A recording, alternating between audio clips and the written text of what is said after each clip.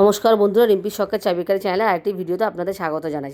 সবাই কেমন আছেন? আশা করি ভালো আছেন, আমরাও ভালো আছি। আজকে চলে এসেছি সুজির বল রেসিপি নিয়ে। দেখো কীরকম করে করছি, দেখে নাও। চলো তৈরি করা যাক। কড়াইতে জল নিয়ে নিয়েছি, নুন দিয়েছি আর লঙ্কা গুঁড়ো দিয়েছি। তারপরে দিয়েছি সাদা তেল বা রিফাইন তেল দিয়ে ওই মিশ্রণটার মধ্যে, জলটার মধ্যে দিয়ে দিয়েছি ধনে গুঁড়ো। এবার জলটা একটু হালকা গরম হবে, ওর মধ্যে দিয়ে দেবো সুজি। দেখে নাও, এটা ভালো একটা টিফিন হয় বাচ্চাদের, বা বড়রাও খেতে পারো, দারুণ লাগে খেতে। ঠিক ওই জলটার সাথে এইভাবে সুজিটা ভালো করে মিশিয়ে নেবে। তখন কিন্তু গ্যাসের ফ্লেমটা লো থাকবে। ভালো করে, এখানে আগে থেকে সব কিছু আমার দেওয়া আছে, নুন, অসুবিধা নেই।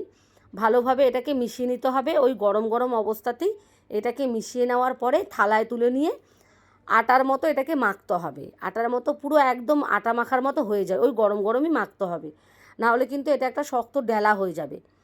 মাখতে মাখতে খুব, দেখে নাও, পুরো আটার মতো এরকম মাখতে হবে। নরম হয়ে যায় মাখতে মাখতে, কিন্তু একটু কষ্ট হয়, গরম থাকে তো। তা আমরা মেয়েরা সবই পারি, একটা ভালো জিনিস খেতে গেলে তো একটু কষ্ট করতে হবে। যদি তোমাদের ভালো লেগে থাকে আমার এই ভিডিওটা, আমার পাশে থেকো বন্ধুরা। এই দেখো, এবার এরকম ঠিক রুটির আকারে বা লুচির আকারে আমি গোল গোল বলের মতো এটা করে নেব। কীভাবে করছি দেখে নাও। ঠিক এরকম এরকম করে আমি গোল গোল বলের মতো এটাকে করে নেব।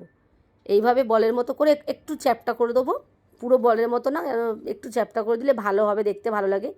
এবার আমি কড়াইতে রিফাইন তেল দিয়ে দিলাম। তারপরে দিয়ে দিচ্ছি দেখো গোটা জিরে আর সর্ষে।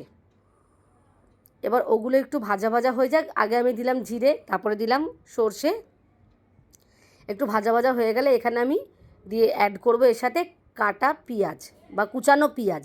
পেঁয়াজটা একটু হালকা হাতে ভেজে নেবে, একটু হালকা হালকা করে ভেজে নেবে। তার মধ্যে আমি এখানে অ্যাড করব কারি পাতা আর কাঁচা লঙ্কা। ঝালটা তোমরা তোমাদের স্বাদ মতো দিতে পারো।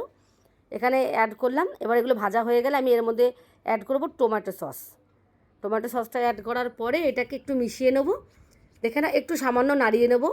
নাড়ানোর পর আমি এর মধ্যে হালকা জল অ্যাড করব।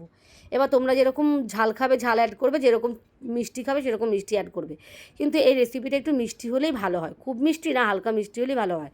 দেখতেই পাচ্ছ আমি অল্প একদম এখানে চিনি অ্যাড করে দিয়েছি, বা চিনির গুঁড়োও তোমরা অ্যাড করতে পারো। এবার এই বলগুলো আমি এর মধ্যে দিয়ে দিচ্ছি। বলগুলো তো আগেই দেখে নিয়েছো যে কীরকম করে তৈরি করেছি। এর মধ্যে বলগুলো অ্যাড করেছি। এবার ভালো করে গ্যাসটাকে সুন্দর করে এটাকে বাড়িয়ে ফুটিয়ে নিতে হবে। দেখে নাও, এই আমার তৈরি হয়ে গেছে সুজির বল। আস্তা হলে এটুকুই। টাটা।